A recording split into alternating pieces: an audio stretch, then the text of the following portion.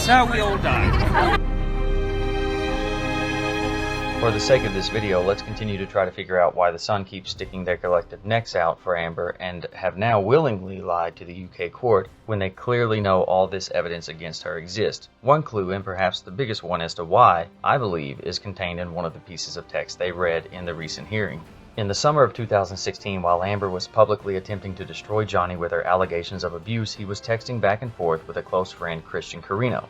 In one text, the Sun read aloud, in which Johnny refers to Elon Musk as Mollusk. He tells Carino she is begging for global humiliation. She's going to get it. She sucked Mollusk's crooked dick, and he gave her some shitty lawyers. This seems to me that Johnny is thinking Elon was backing Amber during the divorce and Amber's initial allegations.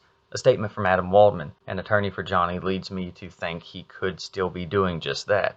He stated that the Sun didn't even realize how much profound truth the text they chose to read aloud contained. He continued, Johnny was speculating that Elon was secretly helping Amber with her abuse hoax, adding that the Murdochs own the Sun newspaper, and a Murdoch serves on Elon Musk's Tesla board of directors. I decided to look into that.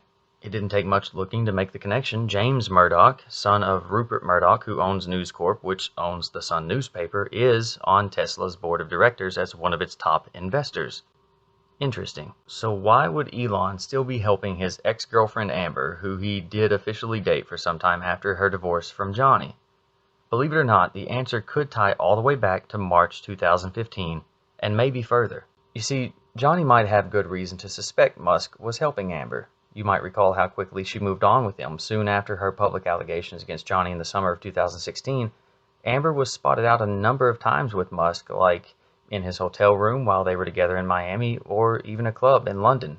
Employees at the Eastern Columbia building also testified to Musk being a frequent visitor of Amber's at Johnny's penthouse in LA when Johnny was out of the town or country. Alejandro Romero, who worked security for the building, testified these visits, occurring a few times a week, happened late at night and overnight, as his shift was from 4 p.m. until 1 a.m., at which time Musk would still be with Amber in Johnny's penthouse when Alejandro's shift would end. How far back does Alejandro remember these late-night visits? You guessed it, March 2015. He testified that it was around that time Amber would come to him late at night, asking him to let her friend Elon into the parking garage. Eventually, Amber would actually provide Elon with his own key fob for the parking garage and Johnny's penthouse elevator. It was during this time that Alejandro recalls Johnny being out of the country filming the latest Pirates movie and thinking of how wrong it seemed considering he and Amber were married. He also specifically remembers these visits from Elon occurring when the news hit that Johnny had injured his finger in Australia in March of 2015. Recently, the Daily Mail ran a story with photos of Elon and Amber riding in Johnny's penthouse elevator. Amber appearing out of sorts, in my opinion, attempting to cover what could be her naked body with a throw or a towel, while the two lovers snuggle close together. Not sure when this is from exactly, but it does add validity to the testimony given by the building staff that Musk was a frequent visitor, as this is the elevator that goes to Johnny and only Johnny's penthouse. They certainly seem comfortable, like this wasn't a one-time thing. Before we get to the next claims made in court by the Sun's lawyers, let's get a brief-ish rundown of what each side claims to have happened in March 2015. Last year, in Amber's first motion to dismiss the defamation case against her, she filed a lengthy declaration changing details surrounding previous allegations of abuse and adding more allegations to the pile. One such new incident was March 2015. I won't read or break down the entire thing. I'll save it for another video, but if you want to read it, you can find it on the Fairfax County website or just Google Amber Heard motion to dismiss. Amber claims that she arrived in Australia on March 3rd to be with Johnny while he shot the fifth Pirates movie. She says that sometime over the next few days, Johnny went on a sleepless 3-day alcohol and ecstasy-fueled bender, physically abusing her daily, each night ending with Amber barricading herself in a bedroom to sleep. The last night of the alleged continual physical assault was extremely detailed. Amber claims that by nightfall, Johnny had hit her multiple times, shoved and pushed her to the ground, choked her and spit on her, busted down a door to a room she had locked herself in, threw cans and unopened bottles at her, and even handed her a bottle, which she claimed she only threw on the ground as she refused to throw it at him, even when seemingly challenged to do so. The abuse she alleges occurred later that night only got worse. She claims Johnny pushed her onto a ping pong table, causing it to collapse under her. Then he ripped off her nightgown and choked her against the fridge. This would continue into the night, claiming she was dragged naked and barefoot across the broken glass that covered the floor and countertops. She says that she would slip on the glass and be slammed against the countertop, constantly struggling to stand as her arms and legs and feet were repeatedly slashed by the shards of broken glass. She says that while Johnny had her by the neck and collarbone as he was repeatedly hitting her with the back of his closed hand, that he also smashed a plastic phone against the wall, and a piece of that plastic phone is what caused his finger injury. And then that she eventually escaped and barricaded herself in a room again and went to sleep. Didn't call or run for help, didn't bleed out, just went to sleep. Johnny claims a completely different event and circumstances led to his finger injury, all caused by Amber. He also denies harming or assaulting Amber and denies going on a 3-day alcohol and ecstasy-fueled bender. This testimony is in a publicly available declaration, also on the Fairfax website, or you can just Google Johnny Depp declaration.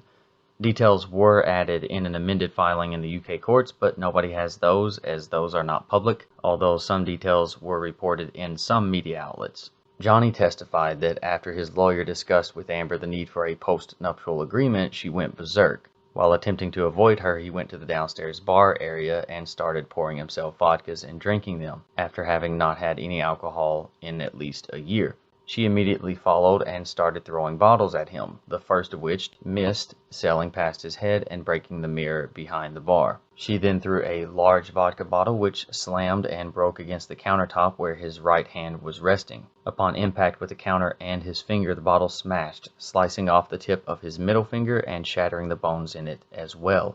After cutting off his finger, she would then take a cigarette and put it out on his face.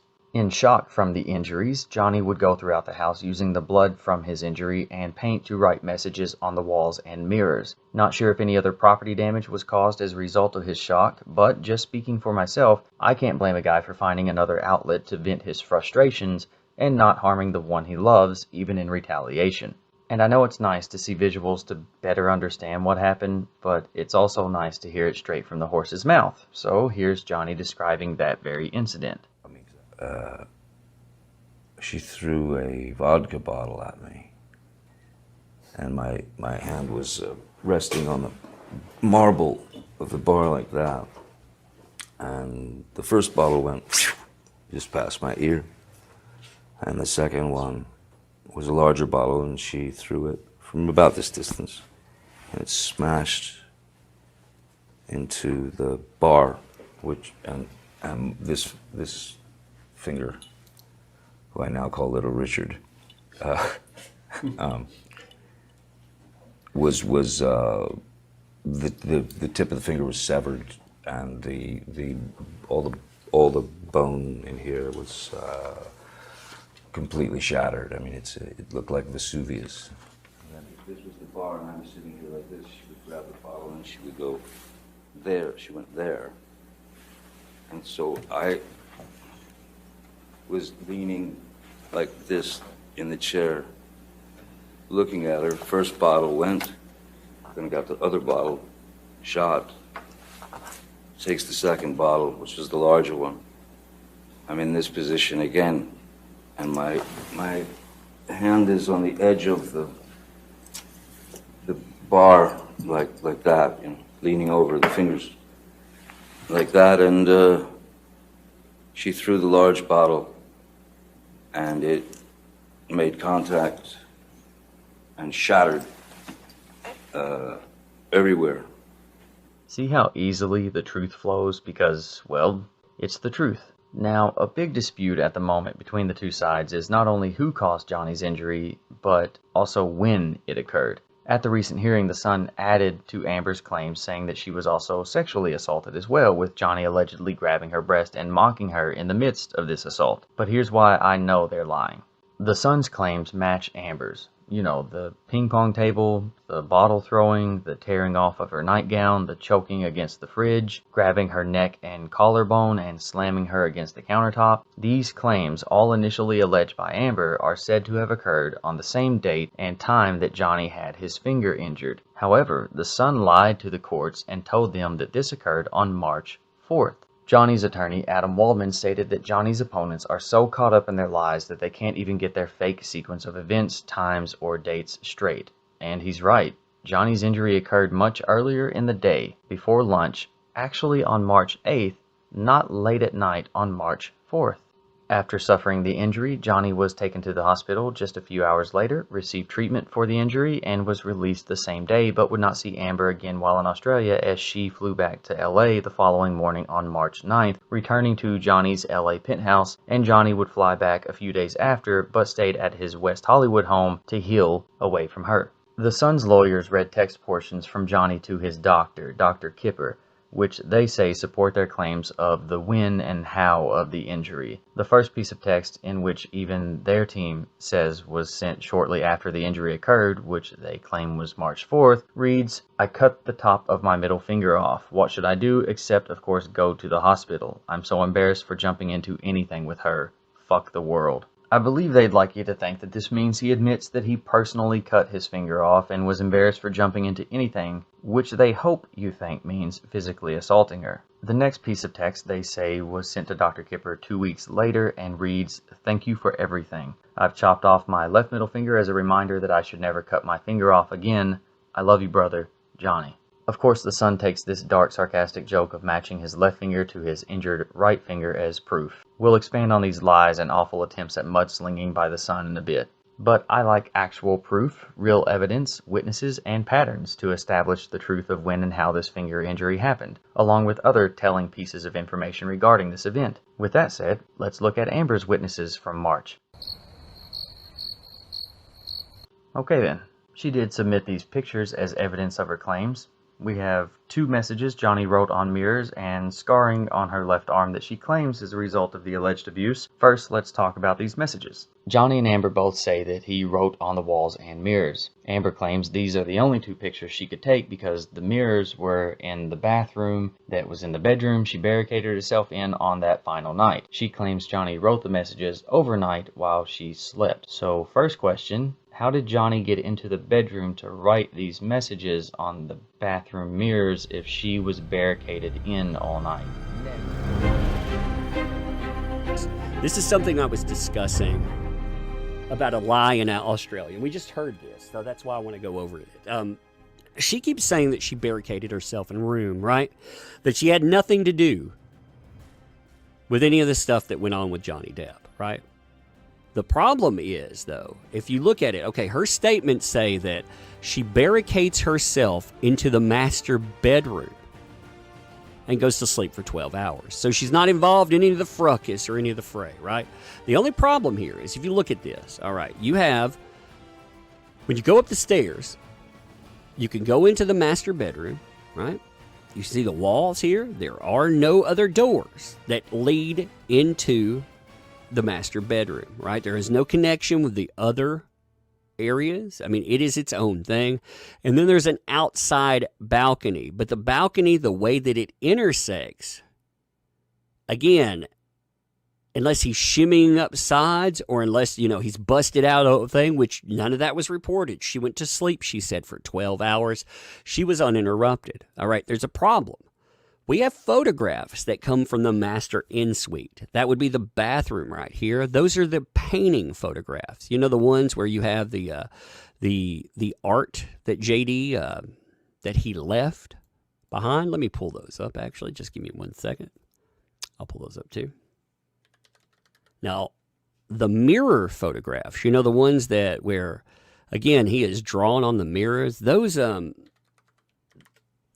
come from the master bathroom. All right, so if they're coming from the master bathroom, the problem that you have with that is that how would he get into the master bathroom if everything was locked off and she was telling the truth? Next, both Amber and Johnny say that he wrote in blood and paint following his injury. And that's it, blood and paint. I think Johnny's shock-induced handwriting is obvious here. One message reads, starring Billy Bob and Easy Amber. This is allegedly referencing Billy Bob Thornton, who co-starred with Amber in her smash hit London Fields and also in the film Friday Night Lights, her breakout role when she was 17 years old.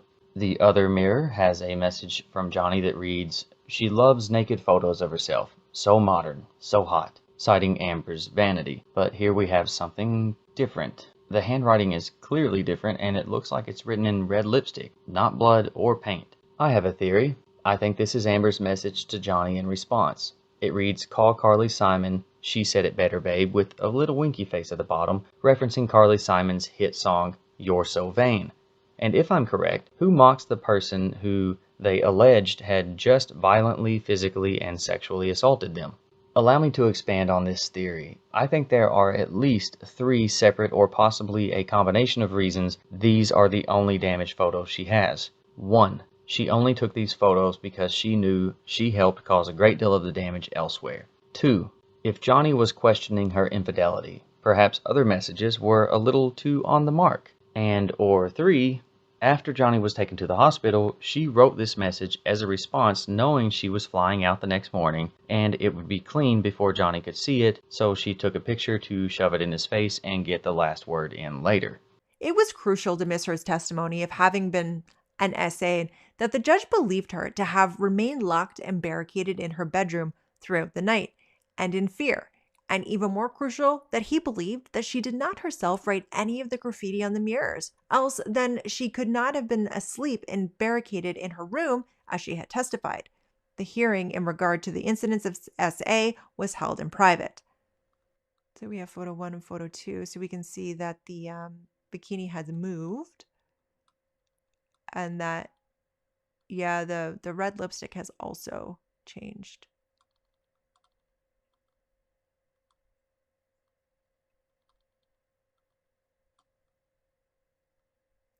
The image above shows 2 photos taken by Miss Heard of graffiti on the same bathroom mirror. Definitely different. The second of the 2 photos clearly shows the word "Sign Mom" to have been drawn over in red lipstick. When compared to the first photo, it also shows a folded bikini bottom hanging on a tile rail that is seen to be spread out to dry in the first photo. It is irrefutable that the word "Sign Mom" was drawn over in red lipstick at a time between Miss Heard taking the 2 photos, and hence, by her own testimony and by the facts, only she could have done so. Her testimony with regard to the lipstick graffiti, her photos, and her whereabouts was as follows. Miss Heard declaration, Fairfax, Mr. Drew's witness statement number 1. I was only able to capture a few pictures of the message because I had barricaded myself in my bedroom, even though they had all been spread over the house. Miss Heard's witness statement number 1. I made it upstairs. At some point, I was in the bathroom, throwing up repeatedly. I was retching. It was uncontrollable. I took sleeping pills that Dr. Kipper had provided to put myself to sleep. I locked myself in my bedroom and managed to somehow sleep. It could have been for a long time. I slept very late. I came back downstairs, and it was daytime. I had slept for a long time. I noticed he had paint on a lampshade and on a sofa and on the wall and mirrors, all in red and dark colors. At some point later, I took some photos. So she was asked who took the photographs. She said, I did.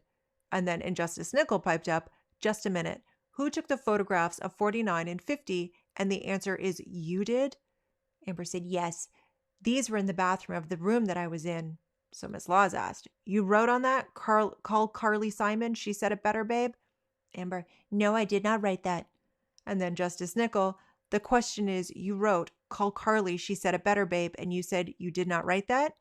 Amber said, no. And again on day 13, let me start with picture number 49, please. What, if anything, were you responsible for in relation to that graffiti? I just took the picture. You just took the picture? Yes. And then Justice Nickel, you were not responsible for any of the graffiti? She said, no, my lord. Miss Heard testified categorically that she did not write the graffiti in red lipstick and that she only had opportunity to take a few photos as she had barricaded herself in her room, and that she discovered the graffiti mirrors only after she had awoken and gone downstairs, and only at some point later did she take photos. However, the 2 photos prove that only she and not Mr. Depp could have written the graffiti in red lipstick and then have drawn over the word "Sign Mom" between having taken those photos, and as such, the mirror photos could only have been taken during the night when Miss Heard claims to have been asleep. And the fact that Miss Heard had sufficient time to write the lipstick graffiti, then photograph her work, then draw over the word "Sign Mom," and then take another photograph also makes a lie of her testimony that she only had an opportunity to take a few photos. Further proof that Miss Heard wrote all with the red lipstick graffiti is given in the bathroom bottom right of the mirror reflection in the second photo, photo number 2, where a small tray can be seen on the counter. The tray contains white tissue paper, partially covered in the same shade of red as that of the lipstick graffiti. Most notably, there was no black paint on the tissue, further proving that Mr. Depp could not have written the graffiti in red lipstick, as his hands at the time would have been covered in black paint.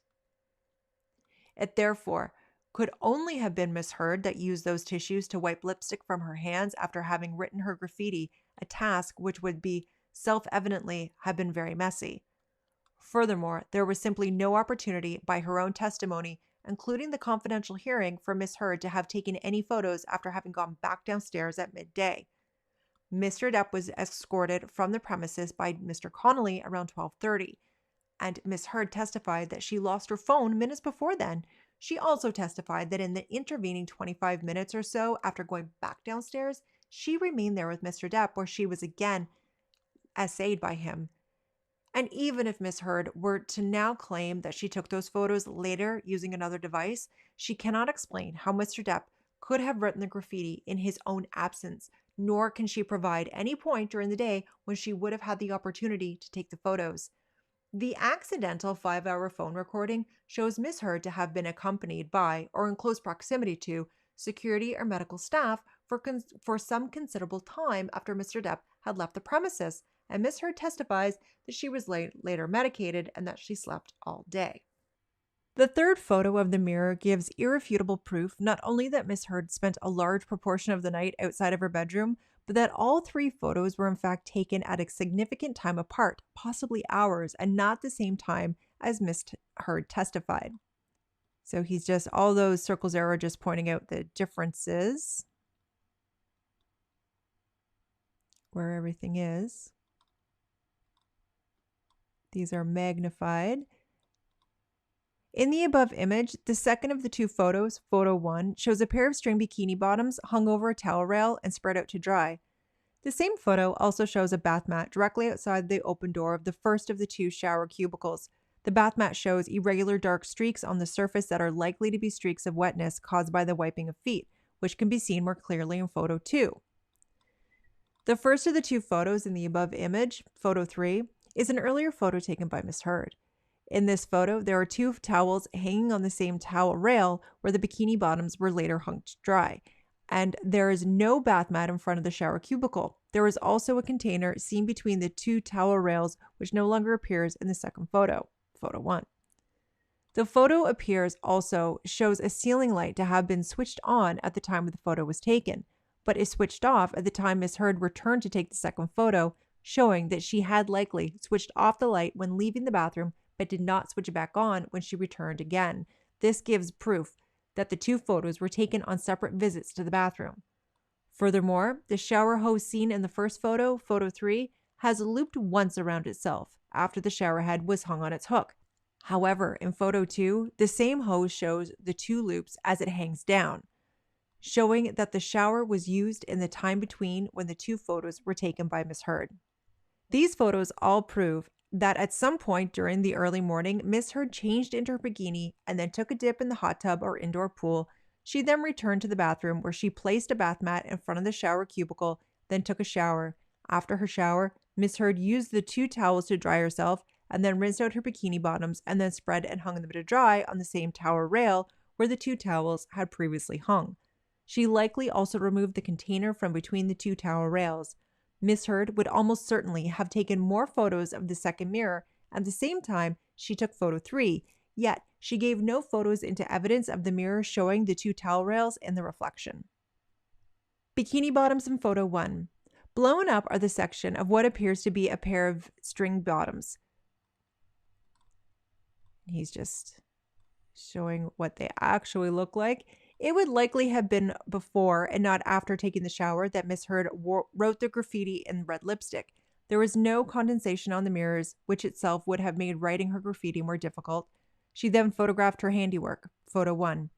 At some point later, her bikini bottoms had dried. Miss Heard returned to the bathroom and neatly folded her bikini bottoms, leaving them on the same towel rail. She then drew over the word "Sign Mom," to better emphasize the word, and then took another photograph as a trophy. Miss Heard's own photographs provide an excellent timeline of her actions during the early morning and give irrefutable proof that she was not locked and barricaded in her room as she testified. This timeline, which would have spanned at least 2 hours or more, also makes a complete lie of Miss Heard's testimony that she was only able to capture a few pictures because she was barricaded in her bedroom. Her photos give similar, irrefutable proof that she drew the initial graffiti in red lipstick and then took a photograph as a trophy. She then later returned and drew over the word "Mom" and took another photograph as a further trophy. And finally, Miss Heard's photographs have irrefutable proof that she did not take those photos at a later point after she had gone back downstairs at around noon, but in fact, took them over a period of time during the early morning.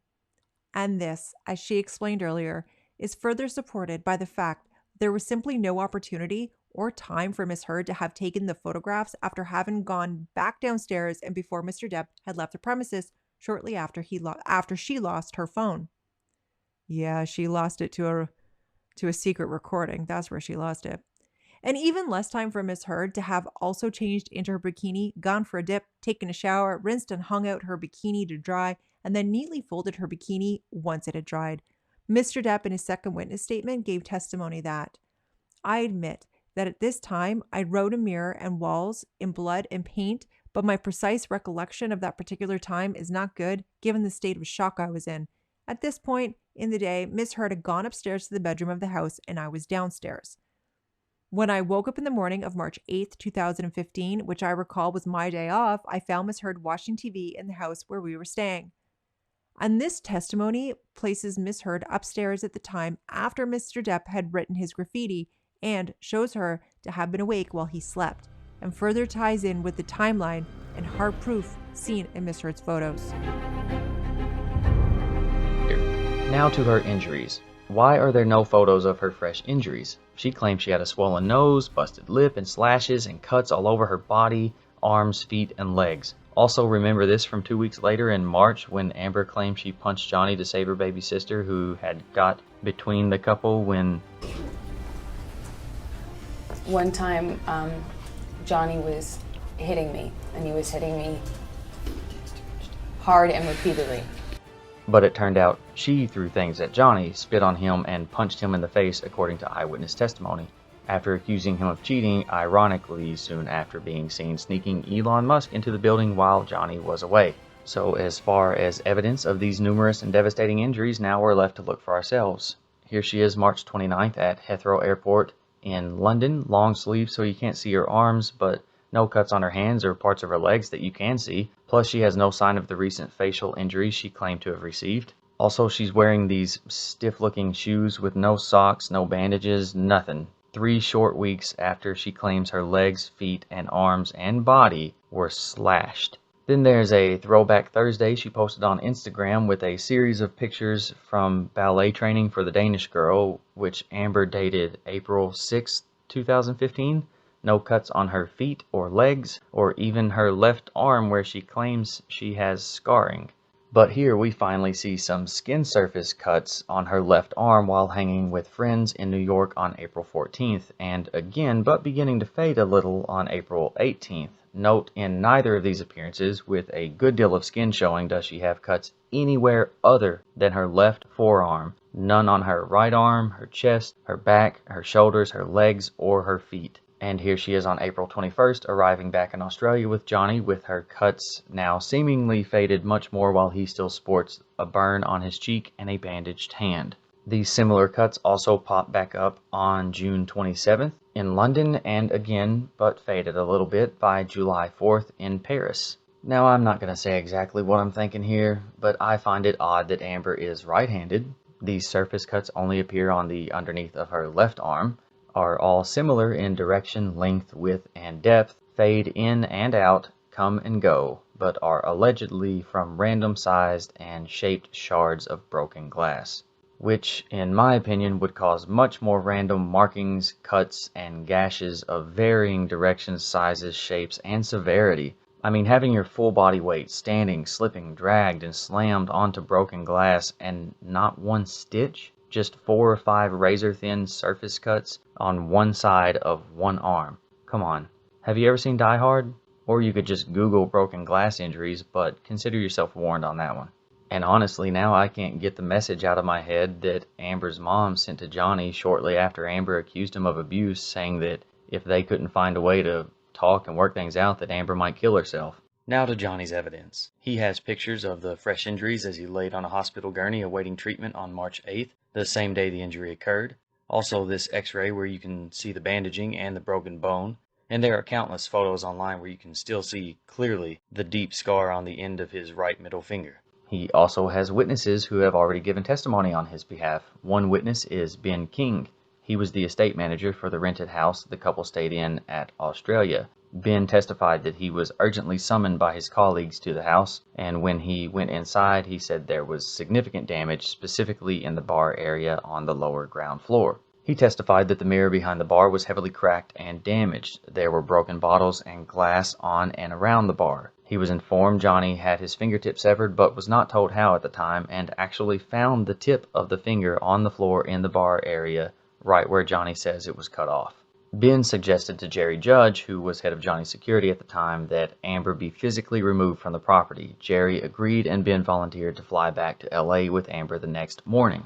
On the long flight back, Amber asked him something that, given the severity of the damage and the apparent injury to Johnny's finger, really seemed telling and has stuck with him since. She asked, "Have you ever been so angry with someone that you just lost it?"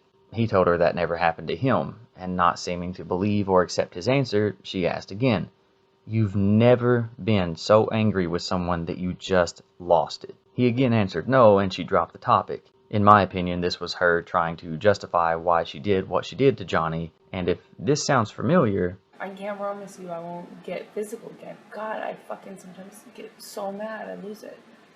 Then there's Malcolm Connolly, a witness and member of Johnny's security team tasked with getting him out of the house on March 8th. He testified that as he was taking Johnny to the car, Johnny said, "Look at my finger, she cut my fucking finger off. She smashed my hand with a vodka bottle," and that his finger was a mess, and that Johnny also told him she put a cigarette out on his cheek, and he could see the mark from it. Malcolm testified that Amber came outside, still wearing her nightgown by the way, and she was screaming at Johnny. Malcolm could see her face clearly, and there were no injuries or marks on her face or her arms, and she didn't appear to be in any physical distress. Johnny, however, was in obvious emotional distress and was panicked. However, he was not intoxicated and was standing on his own while having the conversation.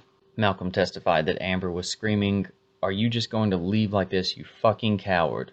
Again, sound familiar? Then she would scream, "I love you, I love you, is this how you're going to end this?" He says she wasn't making a lot of sense, 1 second begging Johnny not to leave, then screaming at him for running away, that she was hysterical, and Malcolm was worried she was going to throw things at him or Johnny, as he had witnessed her do before, once witnessing her throw a fork at Johnny, and another time a lighter, and another time a can of Coke. Once he got Johnny to the hospital, he knew they couldn't say Amber sliced his finger off because of the publicity, so Jerry Judge suggested they tell the doctors Johnny did it slicing onions. Malcolm thought the injury was far too severe for that to be believed, so he suggested that they say he jammed it in a car door. They ended up going with the onion story, but the specialist was not buying it. Once released from the hospital the same day, Johnny would stay with Malcolm and not return to the house for a few days, well after Amber had flown back to LA.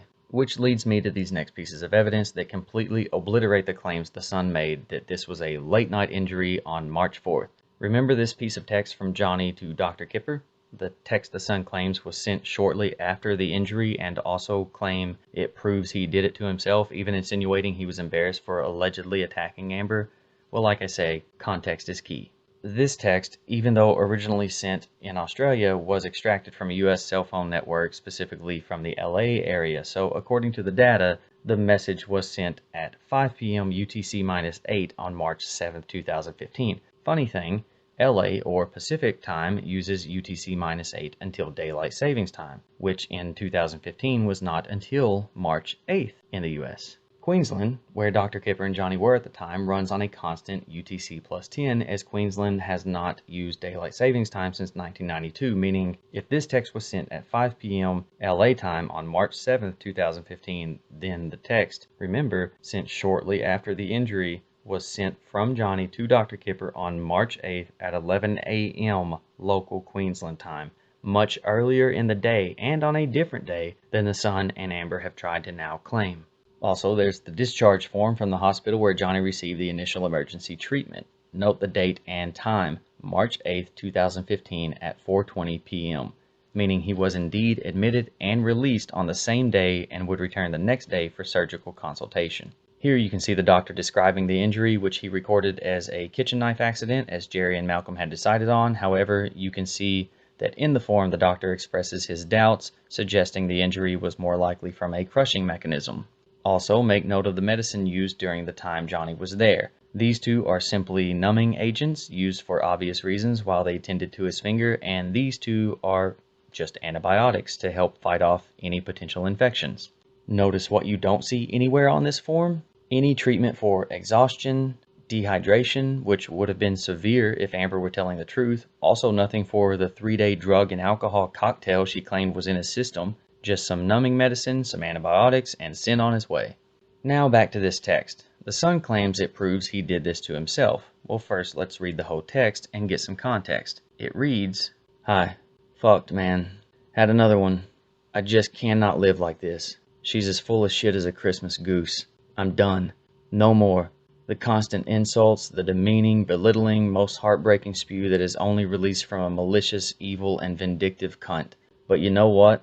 Far more hurtful than her venomous and degrading, endless educational ranting is her hideously and purposely hurtful tirades and her goddamn shocking treatment of the man she was meant to love above all. Here's the real deal, mate. Her obsession with herself is far more important. She is so fucking ambitious. She's so desperate for success and fame, and that's probably why I was acquired, mate. Although she has hammered me with what a sad old man has-been I am. Cohen has done me the most cruel of favors. I'm so very sad. I cut the top of my middle finger off. What should I do? Except, of course, go to a hospital. I'm so embarrassed for jumping into anything with her. Fuck the world. JD." Now with the whole text, I think it reads completely different. Not only is he saddened to think Amber is using him for success and fame and not love, he's clearly suffered abuse from her for a while at this point and is embarrassed that he jumped into a marriage with her, the marriage Amber said this about. The marriage I promise you. worked so hard to make happen. As for the proof that Johnny cut his own finger off, this ain't it. He clearly covered for Amber initially with the doctor and to many others long after, which you saw him explain earlier in the video when he described how the injury happened and what he initially said to protect her. Just look at how many people covered for her. Jerry Judge said it was an accident cutting onions. Jerry Bruckheimer heard he got it caught in a car door, Malcolm's story, or a sliding door, Johnny's story. Media outlets ran with the story that he heard it in a go-kart accident, all to save Amber's reputation so the world wouldn't see her as an abuser. Heck, even Amber, who didn't even include this in her initial allegations, I wonder why, just days after making her public claims in 2016, leaked a story to Entertainment Tonight that she and Johnny had only gotten into an argument in March 2015, and Johnny punched a wall, injuring his hand and needing to have a pin placed in one of his fingers. Not even saying that he cut his finger, just punched a wall, a completely different story than the one she's trying to twist now. Here's another clip of Johnny talking about trying to heal from his injury and battling MRSA multiple times and discussing this fake story Amber leaked to the press soon after her abuse allegations. I personally don't recall any of that stuff. When I was down, or when the film was, or when I was off, not being able to work because of the severity of the injury, I had to go back to Los Angeles and have surgery. So most of the time, what I was dealing with was just recuperating, or just, I didn't want to lose the finger, because MRSA, the MRSA infection, is really quite evil, and I ended up with it twice. So I was really just worried about losing a finger or an arm. Or story about the bottle, and then Amber, apparently created some story about you punching a wall or something like that. She says that I did it myself, yeah, by punching a wall. Just another way to hurt you. I tell you, I'd like to see reactions from scientists.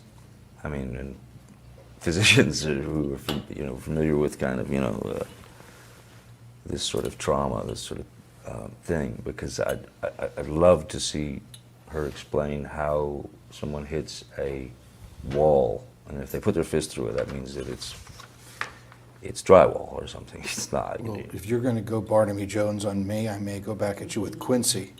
In my opinion, this was to protect herself and apply more public pressure to Johnny shortly after her public allegations by getting out in front of any truth he would later claim, trying to make him fold.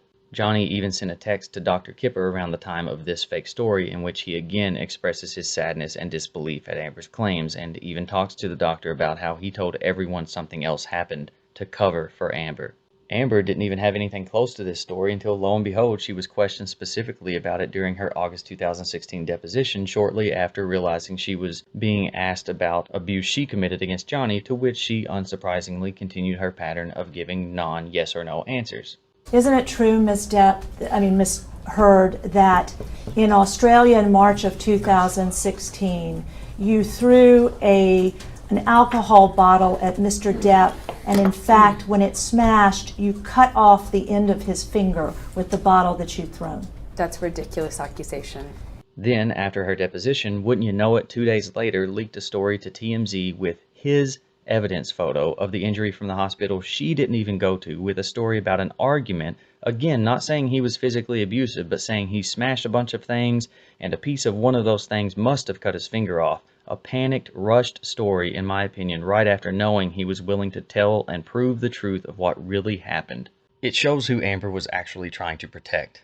Herself. She'll tell you she was the one trying to protect Johnny, then why tell everyone, including your friends, that Johnny did all these alleged terrible things while she claims she did nothing? Why, even though she would later admit to it herself, to punching, kicking, hitting, and throwing things, did she tell completely different stories to her friends and so-called witnesses? Friends like Raquel Pennington, who gave a deposition in June 2016. She, at first, when asked about throwing things, has amnesia and claims to not remember Amber telling her that she had thrown things at Johnny, then flat out lies and says no. And then, of course, when asked about Australia, just says that Amber told her what happened because, of course, she did, but like always appears to have conveniently left out any of her abusive actions when twisting the story to her friends. I've cut this portion of the deposition down to parts solely pertaining to Amber getting mad and throwing things, something we know she did because she admitted to it. But don't worry, there's a lot to pick apart in Raquel's deposition, and I plan to do that soon enough. Because, in my opinion, she's just as guilty in what I believe to be an elaborate hoax, and I'm not going to let that slide. Amber has spoken to you about hitting Johnny, correct? No. She's spoken to you about throwing things, correct? Objection, Ms. State's testimony. Has she spoken to you about throwing things? I don't remember. You don't remember? Correct. So you remember some things, but you don't remember other things about abuse, correct? Objection, argument. Is that fair to say? Objection, Abuse is a argument. broad term. You defined it for us, correct? Yes. Okay. Has Amber ever described to you her getting mad at Johnny in fights? Objection, Yes. vague. Yes. You understood my question and you answered it, correct? Has she ever said that she got mad at Johnny? Yes. Yes. Has she ever communicated to you that she's yelled at Johnny? Yes. And has she communicated to you that she's ever thrown anything at Johnny? No. Objection, answer. She's never described to you throwing any object at John Depp. Objection, asked and answered. Counsel, you keep asking the same question over and over again. I She just gives want to you be an clear. answer. We were very clear. And You I asked want to the remind question. the witness that she's under oath. Counsel, you asked the You question. guys, wait, stop. I need you to talk one at a time. Or I'm gonna have to stop. Did she ever describe to you having a fight with Johnny in Australia? Yes. Did she ever describe to you about what she did in that fight in Australia? She described the entire scenario. Did she ever tell you that she had thrown anything at Johnny? No. Did she ever tell you that she had cut Johnny? No. She didn't tell you that. No. Notice when asked if she was told Amber cut Johnny in Australia, she almost looks taken aback by it. A face that says, wait, you're telling me she did that to him? Raquel would set for the second half of her deposition on July 14th, nearly 1 month after being questioned about this in June. So, of course, after what I believe was time to inform Amber what she was questioned about, she came back with a few more details.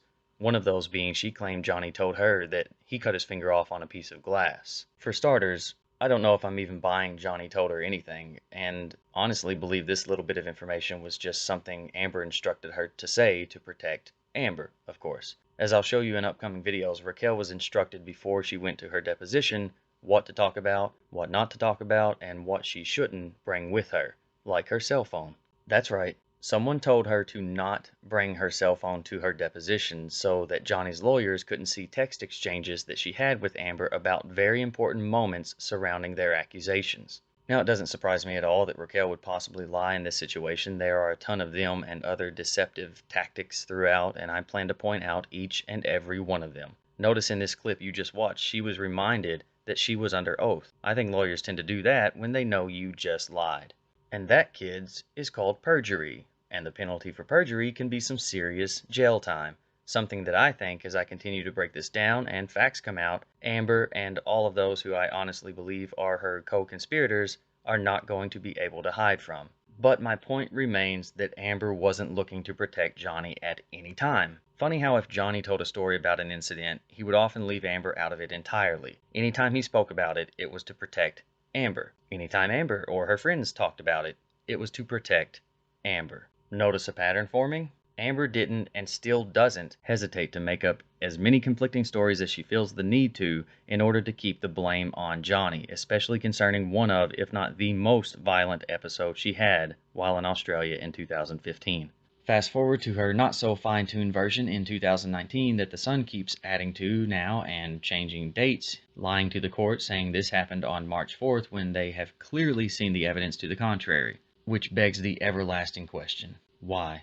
Why is the Sun newspaper willing to risk utter devastation standing by their initial article from Dan Wooten calling Johnny a wife-beater? Why are they willing to recklessly lie so blatantly in court, making up dates and new allegations all to protect someone who, just over the past few months, has been repeatedly exposed as a liar and an abuser of multiple people?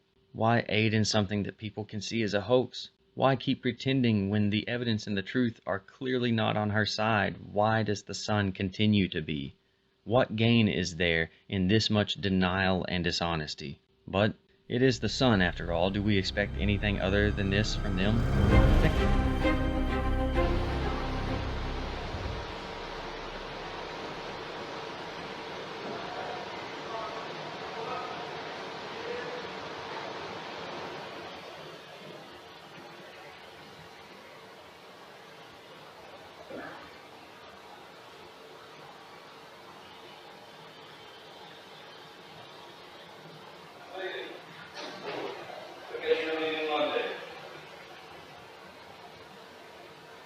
I wish you fucking understood what you are and who you are and how you fucked me over and make me feel sick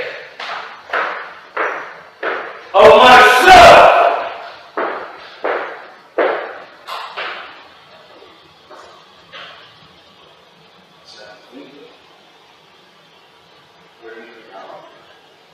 That's just put some money. Because we're still finding our forgiveness with that on.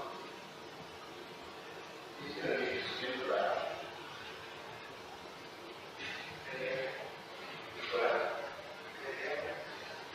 Otherwise, he's going to need to skip around. But I'm trying to find it if I'm sorry. So, she did this.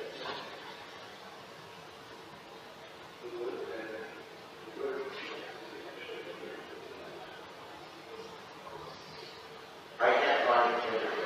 I should bring this what? Here's what, all what? I know, but it would have been, hello, it would have been where the initial injury, well, actually, it could be in here too.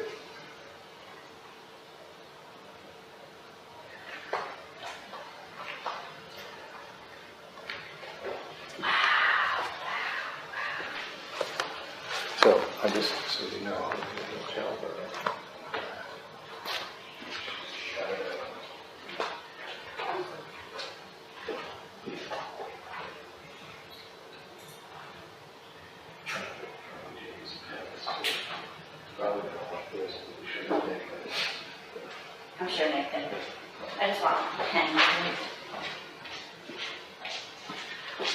The majority of the blood, Debbie, is downstairs, but I went through that really carefully.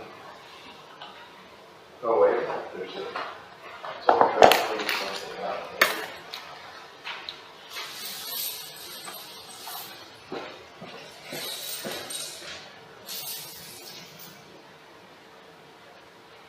We are really concerned because he's got a lot of pain. A lot of pain? Pain. He's got a lot of pain also. You saw it. No. But it's a very woman who's going to get infected.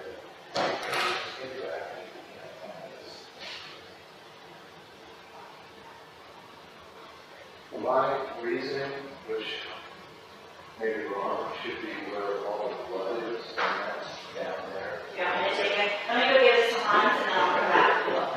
Yeah. I looked at it really carefully. Plus, Dad's down there. He couldn't see it either. Okay. Didn't find it. Oh. All right, They're Jerry. not in the trash. My advice, Emmer's got to take care of herself. We're going to take care of him. They can't be together now. It's going to send off and come back. So, however, Amber, I think she should be in Los Angeles with her support system. And this act runs course. And this is not going to be 1 day. This is going to be 2 days.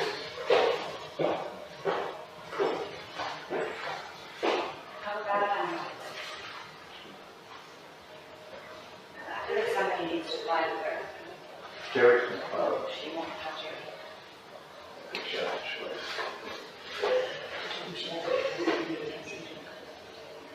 Yes,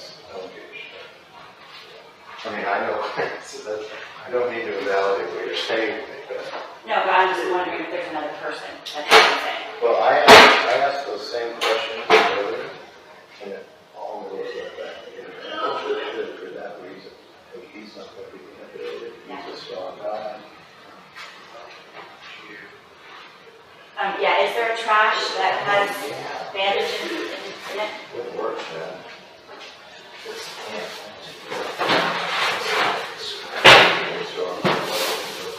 Don't mess with the house, man. Oh, they actually.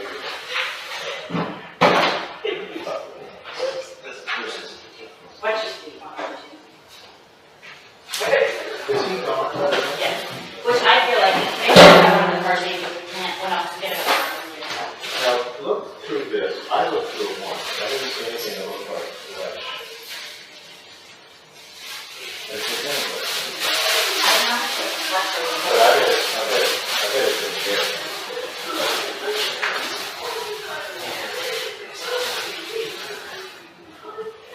He's got this all over. I mean, he's going to get infected, so that we have to start the cars. We will have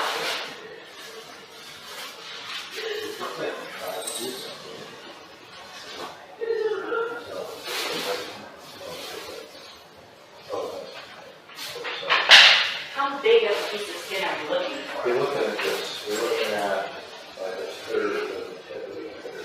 And it's actually, I mean, he's going to get cellulitis.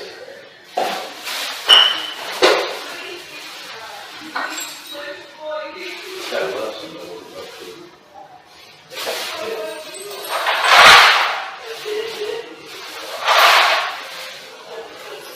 Maybe she should have something.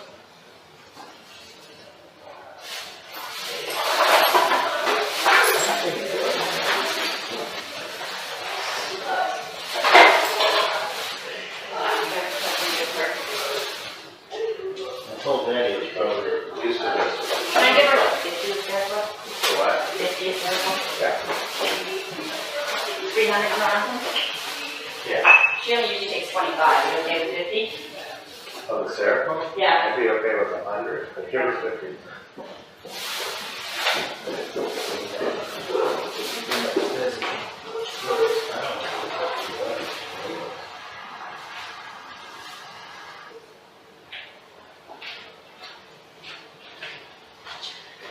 So I'll tell you what's going to happen. This is guilt. This is guilt. She won't take 50. I gave her 25 and 300 and said we reassess in a little bit.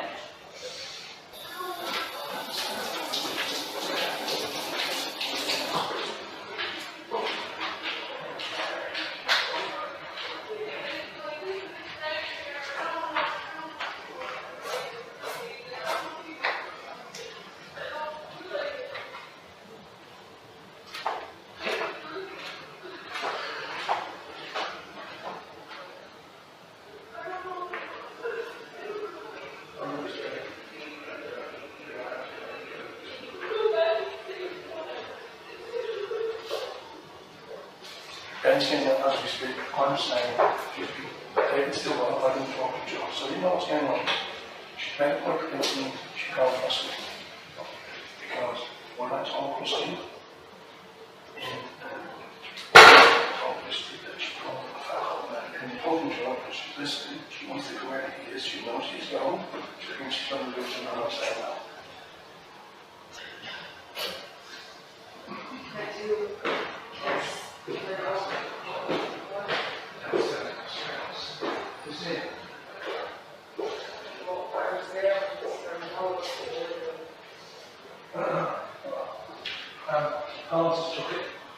And this was today, by the way, not just paying anything.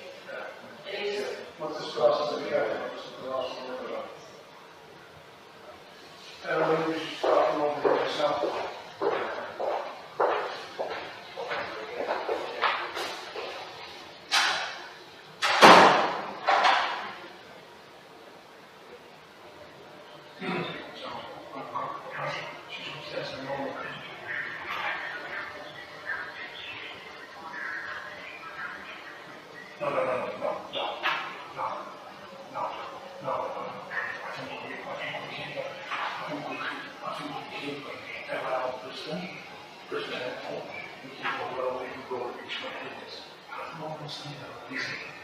He's in welcome room. He is asleep. It's a sleep regulation, so he's good. And I'm talking to her. She'll have to do what we want to do. But she hasn't given me the final answer that she wants. She doesn't want to come anywhere. She wants to stay here and see it.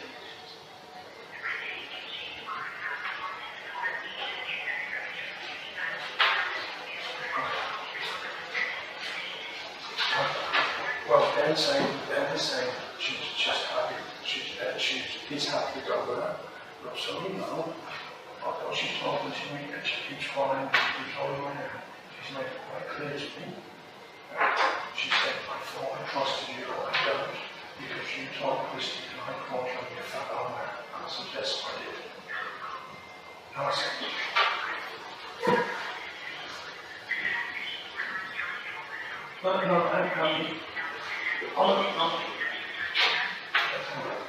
she turned around and said, Joey, I called 5 different times over the last couple of weeks saying his sister said that Jerry told me, but that's what she just said. I said, you said not to, but I'm not going to lie to you. I told you I'll never like being like to go like a job. So, and she is talking to me. She's obviously crying up and down the fucking mirror. He has been giving them some minutes. Debbie said, and Kevin said she said that she would freak out. I'm saying, no, I've still got 11 in my pocket. Stay in and said, if she wakes up, she'll have to give her another one, and she might see it through the night. So I decided what to do. I'm hoping she'll crack. I don't have anything here, but we all know I'd be up and get her on the plane in the morning. But Ben's had to fly with me. But what we also do is get this place cleaned up.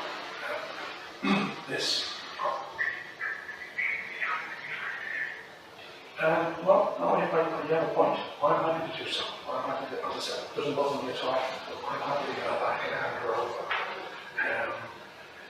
And then we let nature take its course. But I've always said to Steve that tomorrow has to be, film-wise, has to be cancelled. Okay, he's in no fit state.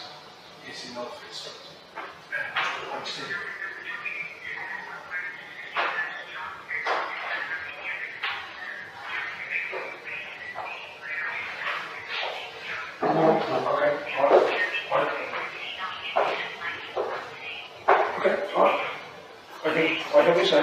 I'm just,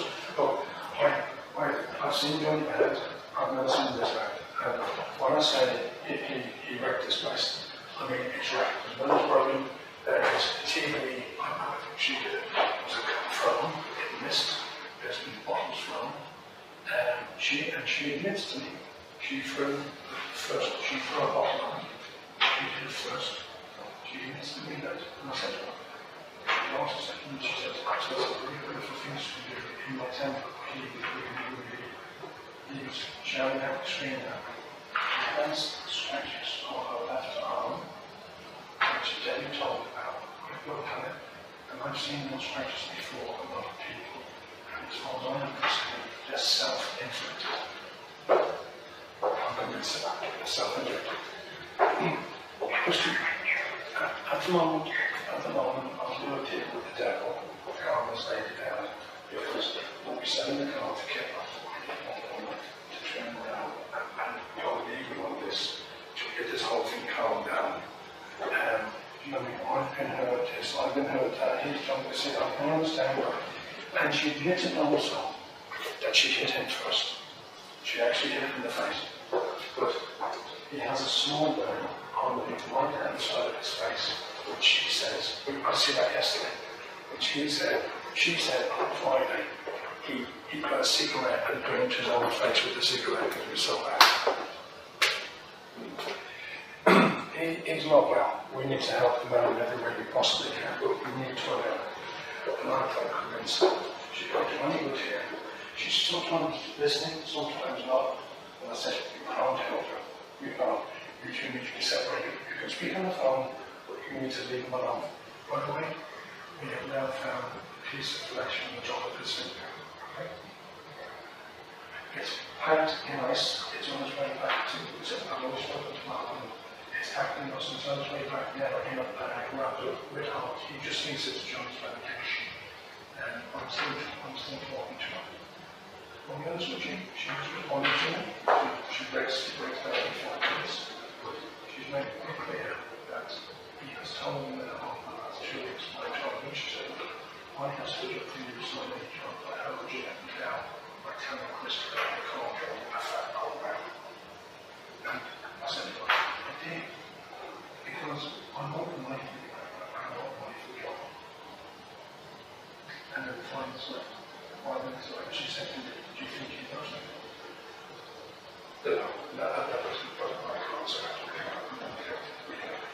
Right, she will tell you what she's going to do. I'm just chilling, right? And I said, you go, because she said, no, it has to be a rock, it has to be someone strong in case she kicks off. Okay? So, we will be leaving here tonight to go and stay in a hotel. I've got cars coming right just in case. And I'll see what Malcolm wants to do. I'll see what Malcolm wants to do. Because Malcolm just said to me, everything is not said. I'm not, it's not home, so if he wants to fly home back to England, I'll send him. If not, I'm going to go to Edinburgh to get that way. But it's all hit and miss. It's all like, and 1 minute she agrees, no, I'm not going to stay back. I'm trying to get her to go pack up, so she can never hit tonight to go back. That's it. When I tell you, I'm not going to place out this $50,000 to $70,000, $40,000 for the wages. Just blood everywhere. And I'll give me going down. For instance, these two are covered in blood stacks and water. The bed to the stairs. Down the bar, you break everything in the last week. That's what I don't know. She went over within 2 hours. He took 10 ecstasy tablets. I'm still it's not the time to talk about it, but that's what I'm saying. I'm afraid if someone keeps supplying, he's going to overdose. And I was afraid she was like that for she's out. But on top of that, he drank tequila, he drank vodka. He stopped drinking vodka to contact back because she said he didn't want me to smell it. When I turned around and told him he was drinking, could he calm down? He then started drinking tequila. And then he picked up 1 bottle and threw it through the window. Right, I know he's a certain moment president. Hang on a second, I've got this agreement. I don't know if she did it, or he did it. Right now, the bottles are empty. And David's got done it. And David has said, yes, it hasn't pulled down the sink. Now, what I was saying yesterday, she was stone cold sober. She doesn't smell a booze. So, if it became, I don't know, I trust her, not if I can know. And this is the way she's talking to me. Everything is out. It's completely transparent. And all she wants to do, is love. Let's leave it a moment out of her everything to get her the fuck out of it. That's all I want to do. And I was listening to she wants. I said, I will tell her everything she wants to hear. We need to get the fuck out of here and concentrate on it. So, I just said I'd give it a couple of minutes. Yeah, I don't know if that was what went at the TV or just No, I look at the copy of the TV. Oh, yeah, the copy of the TV. the evidence. And I'll be honest with you.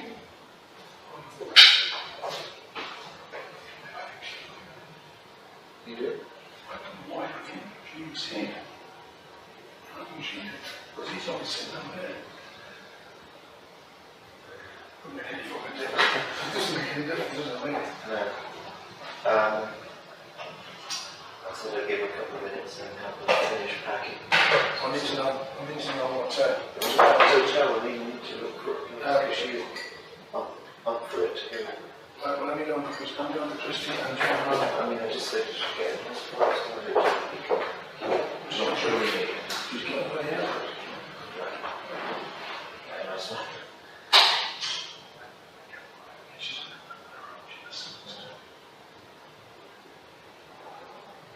She got it. She did.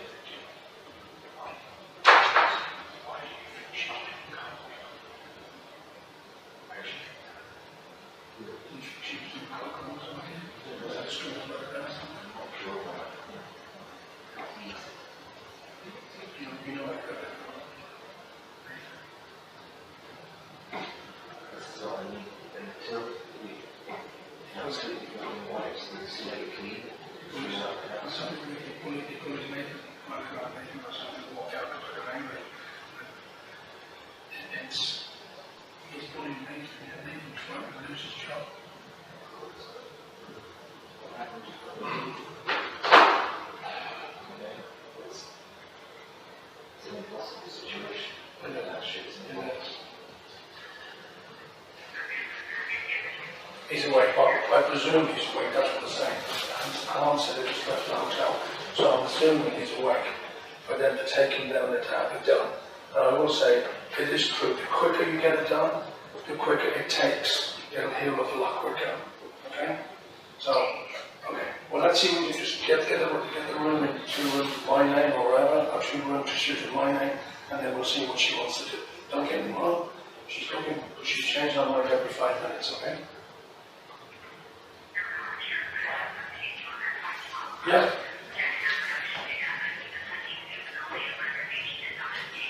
I understand. Okay.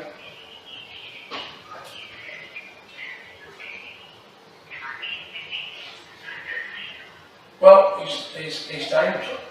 I'll be honest with you.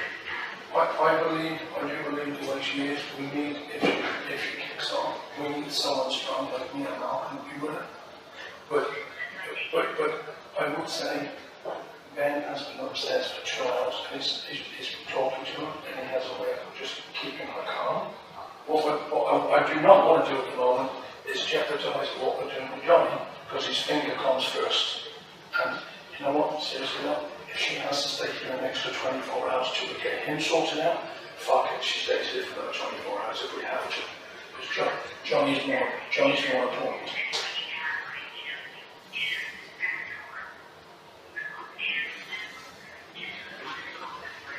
Yeah. I'll be honest with you as well.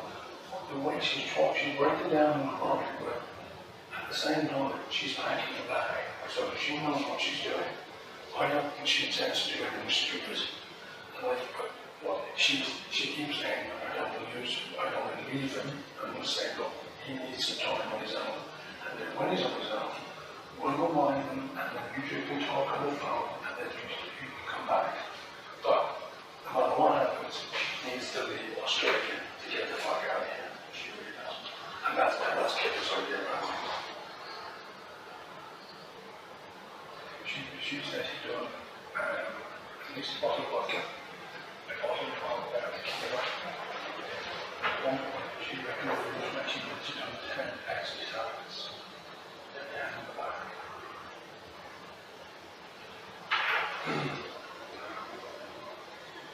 You know, this is and the other thing is, it's made it quite clear to me, because she said, I still love you on a number of occasions, and I trust you, but I don't trust you anymore, because apparently over after the joint yesterday, I said, you're with a fat old man. I didn't say that, and she said, yes, you are, because Christy told me, because she said to Jerry in London. And she asked me, and I suggested it. Hello. Okay, we're still talking. I'm trying to help Ben clean up as much as we can. She seems to be quite happy, I'm asking her, and she seems to be happy if Ben travels with her. Now, she's also saying to me, if I stay here, do I promise that I'll keep her up to date in what's happening to him? And I said I would. She's still upstairs, she hasn't come down yet. We think she might be sleeping. Now, my question is to you, are you happy for that to happen? So I don't care either way, I'm happy to travel to LA and drop her off. Christy, I'll be honest with you, she knows exactly what she's doing. She knows exactly what she's doing. No, I'm saying Amber, she does. She's not a fool. Yes, exactly. Exactly. Now, yeah, pick them up and bring them through. We get a car and then take it to the apartment. And I've asked her, would she go and see her shrink? She said she would. And as soon as he's calm, and as soon as David has given his medication and he gets himself sorted out, then maybe later on in a week, in 2 days, in 7, whatever David tells us, and maybe then they should talk. But she keeps obviously doing the usual thing of breaking down in tears, saying, shall I go, shall I go, shall I go? And what I know, yes, yeah, shall I leave, shall I stay here and wait? And I just said, look, I'll be honest with you, they don't want me to see him because at the moment that's the problem. And at least she's listening, but I mean, every 5 minutes she's bursting into tears. Now, what I would say to you is that I know Nathan's working on it. I've just spoken to Stephen. They're at the hospital waiting for the hand surgeon to come in to try and get fixed on his finger. So that's okay, all right?